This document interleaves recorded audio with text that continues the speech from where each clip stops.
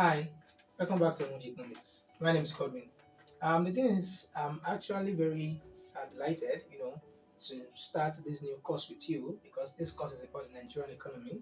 So it is for students in various universities that are talking about the Nigerian economy as well as perhaps maybe other people, maybe foreigners or thereabouts that might also be interested in knowing one or two things about the Nigerian economy. All right, so this course in which this class is the first, is the structure of the Nigerian economy. Yeah, the structure of the Nigerian economy. So here, what we are going to be talking about is Nigeria all through.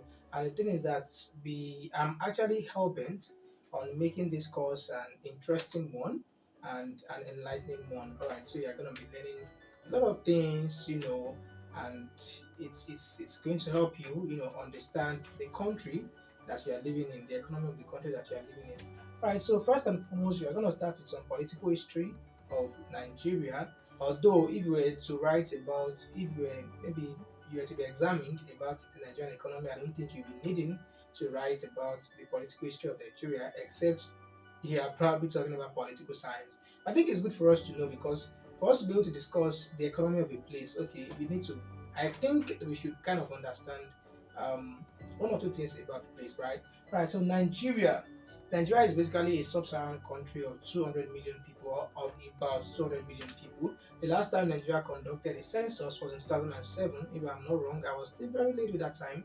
And up till now, there hasn't been another official census kind of, but a lot of reputable data sources have been, making projections and approximations. So Nigeria is, currently this is 2023. So Nigeria's population is approximately 200 million. All right, and Nigeria is basically made of 250 ethnic groups. So that's what you have here. So this is telling you that Nigeria is diverse, like very very diverse in nature, right? So out of these 250 ethnic groups, we have three major ethnic groups that significantly stand out, compared to other ethnic groups in the country. Right, so we have the Hausa Fulani, we have the Yoruba, and then we have the Igbo. So these ethnic groups make up 60 to 70% of the total population of the Nigerian of Nigeria. All right. So the remaining 247 ethnic groups are called the minority. So you have the TIV people and other people like that. So they are called the minority. All right. The landmass of Nigeria is 923,768 kilometer square kilometer.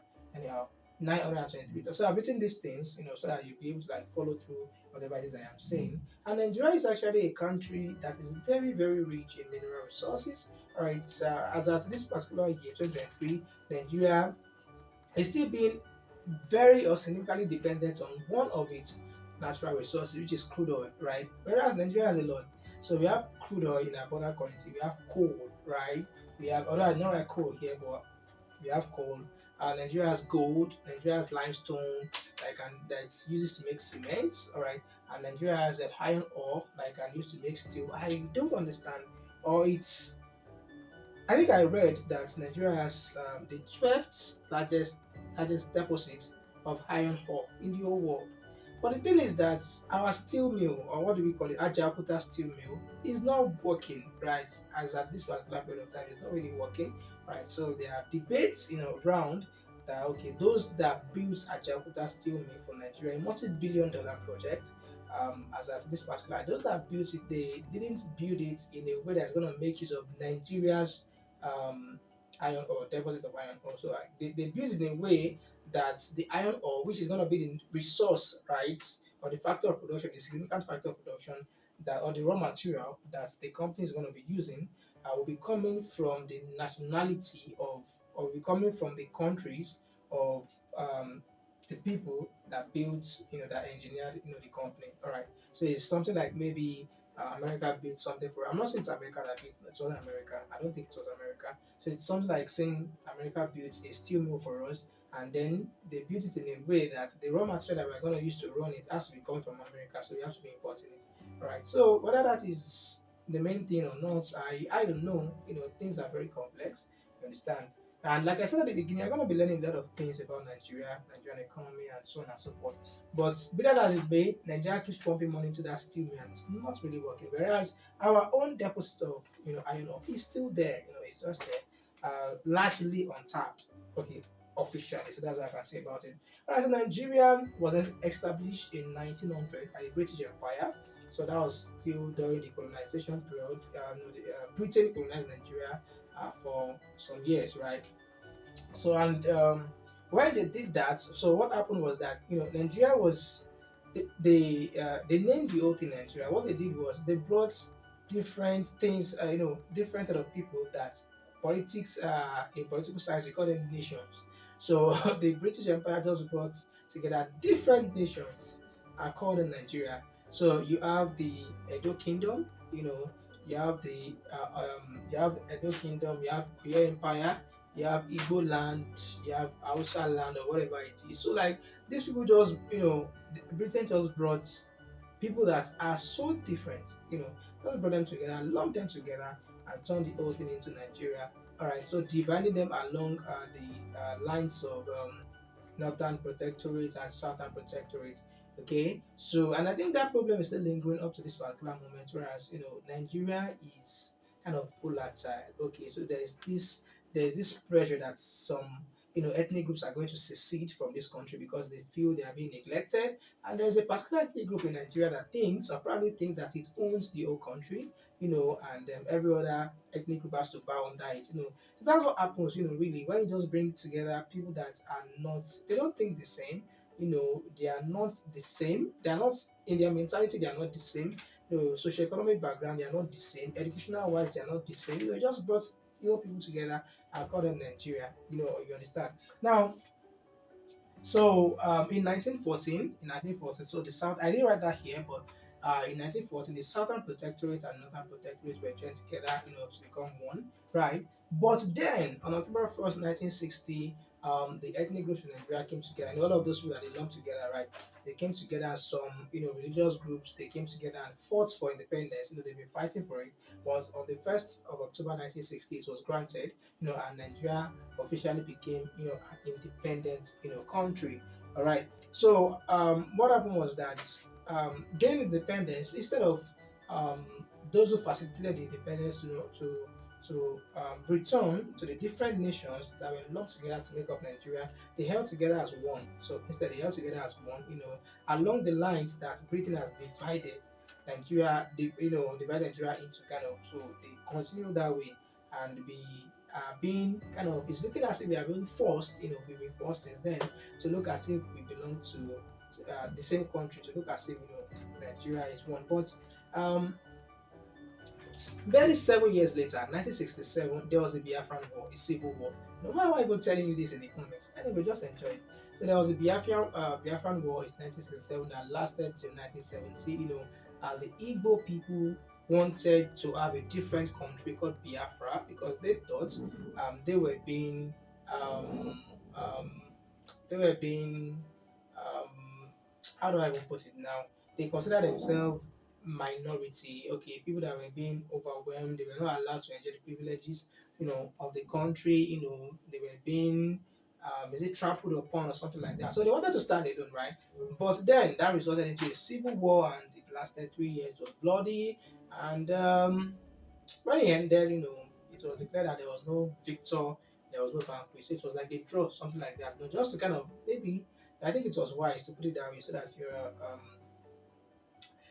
nobody should feel superior to another person within the same country, and nobody should feel inferior to another person in the same country. All right. So, but the thing was that after the military rule, before even the civil war, um, Nigeria's system of governments had been military in nature. So you have people overthrowing each other. You start a government today, few months later, few years later, the head of state has been killed, murdered. Has been ousted away from office. Someone else is there. You just hear about the radio, so the person is the head of state now stuff like that. But 1999, Nigeria embraced democracy, and up to this period, this is 2023. It has been this January. I don't know what year you're gonna be seeing this. I could have died by the time you'll be saying this. I don't know. All right, so I don't mean I'm gonna I'm not gonna live long. That's not what I mean. But these things. They happen. All right. So since 1999, no, in 1999, Nigeria embraced democracy, and this is 2023. So we are on this is like our 24th year, having an uninterrupted democracy. All right, so it has not been interrupted by military rule, since 1999, and hopefully it's not going to get to that point. But right now, Nigeria is being heated up. A lot of things are going on right now, but it is what it is. An election is there, February 25th. You know, general elections, presidential elections. But no problem, just keep having fun. Like I said, this course, you're gonna have a lot of fun and stuff like that. So now, we're done with the political history of Nigeria. Like I said, if it were to be an exam, I don't think an economics paper. So I don't think as long as you're an undergraduate, right? So I don't think all of these things are really, really needed, per se. But maybe in your final year, if you are asked to write about Nigeria, the Nigerian economy, you might also include these things, or just don't maybe elaborate on them too much, because I don't think that will be the main thing that's going to be, marked. Right. So now let's come to Nigerian economy. So this is where the stuff is starting from officially. So I define economy as the sphere of human activity that deal with production, distribution, and consumption of resources. Now resources is not just talking about natural resources. It's talking about natural resources, the human resources. Now it's talking about goods and services, right? It's even talking about money. All right, money is part of resource in the country, although it's a man-made resource, right? That's backed up by the government, before it was backed up by people, right now backed up by the government, and stuff like that. So that's how I define economy. So an economy is that sphere of human activity that deal with the production, the distribution, and the consumption of resources. All right. So when we're talking about the Nigerian economy, what are the things that we ought to know about the Nigerian economy? Number one, it is a mixed economy. So when we say mixed economy, what I'm trying to say, it's an economy that has both the private sector and the public sector together. Okay, so it's you can't call it entirely capitalist, right? You can't call it entirely free market. No, it has free market in it, and it also has the regulatory hand of the government. Now, when I talk about the private sector, so what I refer to is private individuals, owning and controlling some factors of production in the country. So you own business, you control business and stuff, so on and so forth. So and when we talk about the public sector, so the government does some things, you understand, to ensure that the private sector is working. Okay, so number one thing that the government does is, I've told you that mixed economy simply means that you have the government, the public sector, and then the private individuals, the private sector together. So I've told you what the private sector does. So more they basically deal with enterprise. All right, they deal with enterprise, then production of goods and services, then they employ people. So that's employment. Employment is part of what they do, and all of these things for the broad aim, the major broad aim of all of these things is to make profit. That's that about that. You understand? That's it. Like I said, major broad aim because there could be different aims, of businesses or private sector. You understand? So some might be goodwill. So it might be goodwill at a particular period of time. A company might be looking for goodwill beyond making profit, especially if its profit comes with exploitation. You understand? Consumer exploitation. All right. So that was why I said broad aim. Everything like that. But what does the government do in a mixed economy? So you probably have been hearing when they say that people say that government has no business in business. Okay, so what government should do is provide an enabling environment for businesses to thrive and to perform other regulatory functions. Okay, so now part of what the government does in the mixed economy is to ensure that there is security of lives and properties. All right, so that's the first thing. If there's no security in your country, nothing else is gonna work. So that's just the thing. All right, if I'm not safe, you understand. So if I'm scared that a bomb can just, there can be bomb blasts anywhere. So what's the point of setting up a business? You understand?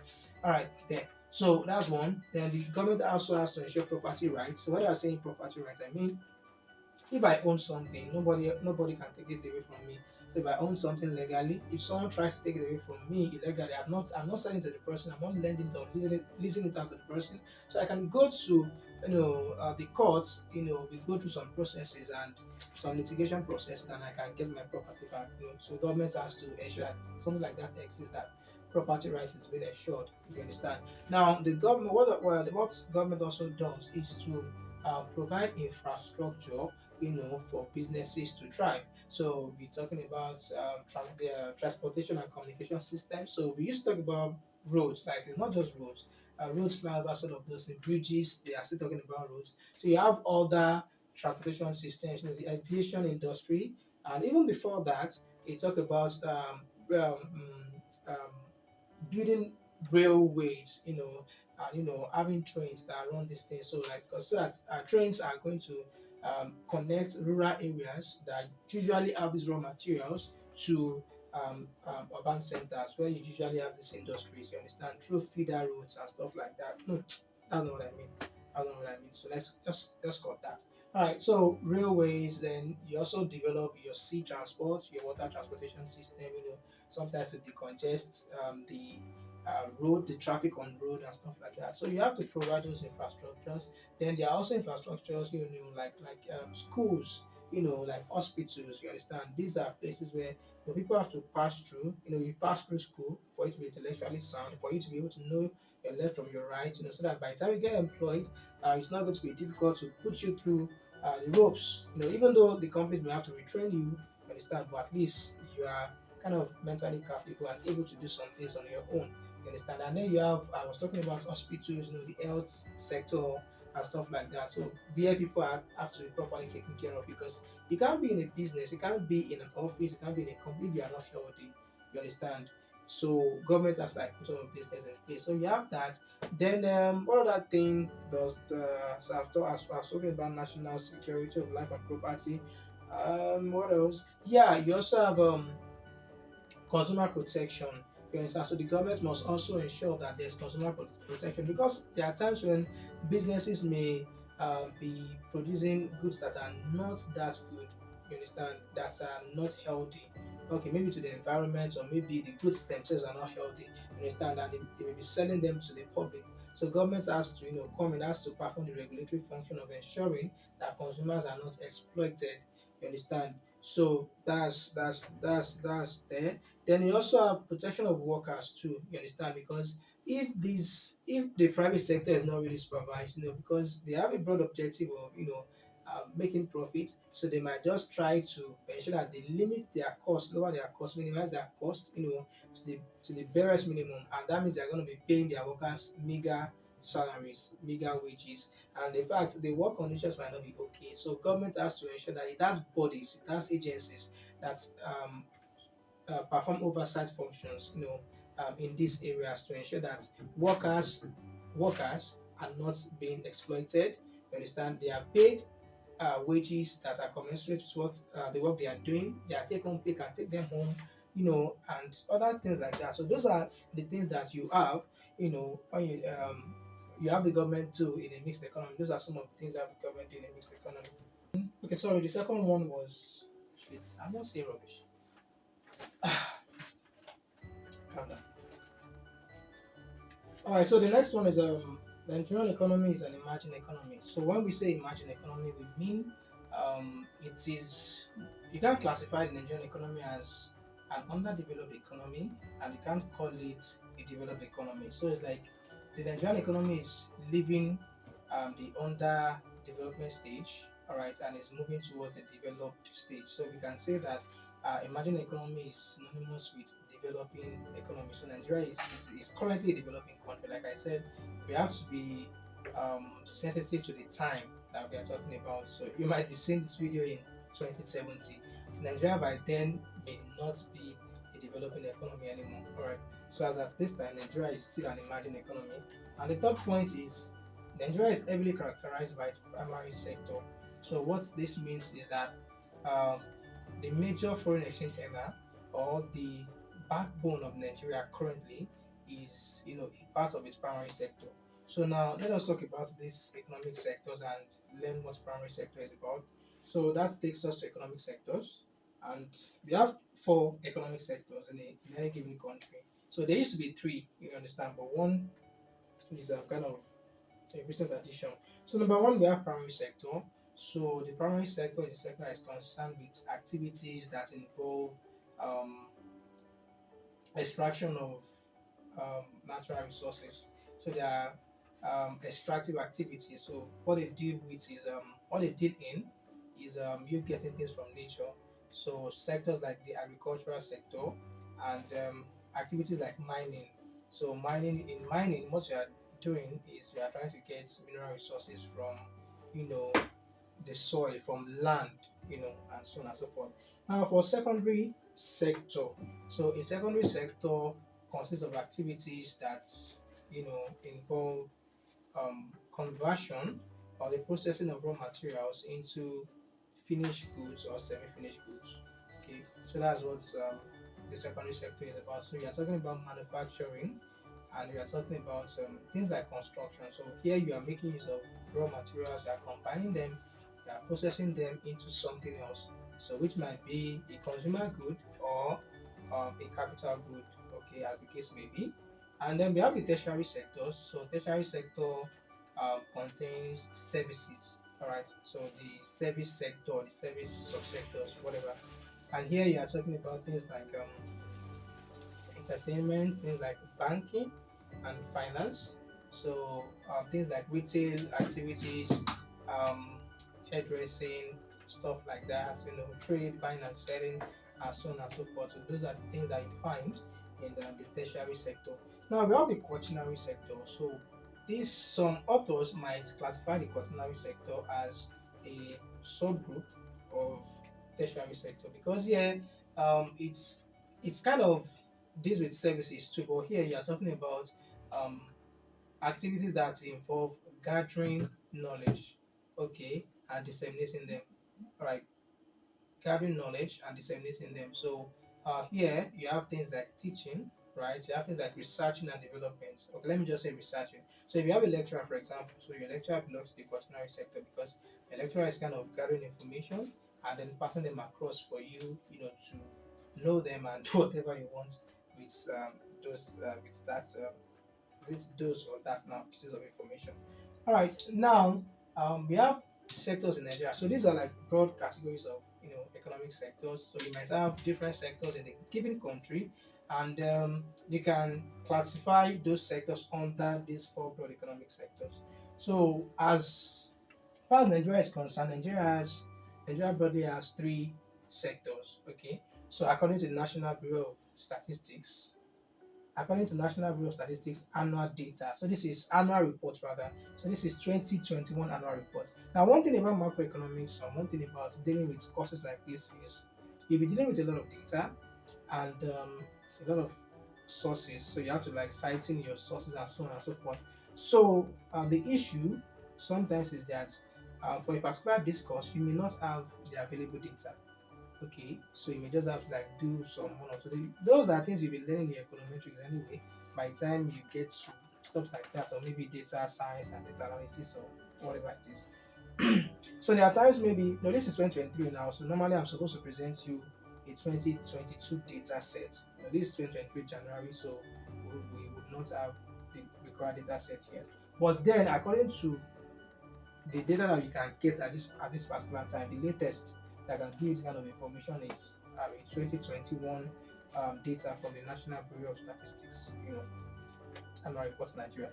Right, so according to that, we have three broad sectors in Nigeria. We have the agricultural sector, or which you can call the agricultural sector. We have the industry, or you can call it the industrial sector, and then we have the service sector. So those are the three broad sectors in Nigeria. Now, under agriculture, we have four subsectors. Okay, so one you have the crop production, then you have livestock, you have fishing, and forestry. Right, so you are beginning to learn things about Nigeria for real, Nigeria's economy. And then under industry, we have some subsectors too. We have mining and quarrying, we have manufacturing, we have electricity, gas, steam, and air conditioner subsector. Then we have the water supply, sewage, and waste management subsector. So those are the four things according to this data set. So you have to be conversant with that, like you have to be sensitive to that according to this data set. Now, number three, we have services. So I didn't write all the subsectors under service because there are many, like maybe 13 or thereabout. So one, you have trade, accommodation and food services, transportation and storage, information and communication, real estate, banking is there. We have education, tourism, and so on and so forth. So by the time you lay your hands on this particular data set, you'll be having assignments in this particular course that will be dealing with data a lot. All right, so you'll be doing one or two research, so welcome. So if one is like for real. Okay. So where do we go from here? So we are going to like talk about this sector. So I'm going to be next we'll be talking about a particular data. So I'm going to write it on the board and then we analyze it, we talk about that data. Thank you. So right here on the board we have a table. Um, don't worry, in your examinations concerning this course, you don't have to memorize any table, any data sets. So what you just have to do is you need to understand the narrative of Nigeria because we are telling a story. So a story is either true or not true. So it's like mathematics, 2 plus 2 is 4. Something did something happen or not? So that's what you need to understand the narrative behind Nigerian economy. So whatever data set you have been given is going to tally or you're supposed to tally with that particular narrative. So this class is already getting very long. So I'm gonna stop here and in the following class we'll be starting from the analysis of this particular data set. But mind you, I got this data set from the National Bureau of Statistics, obviously.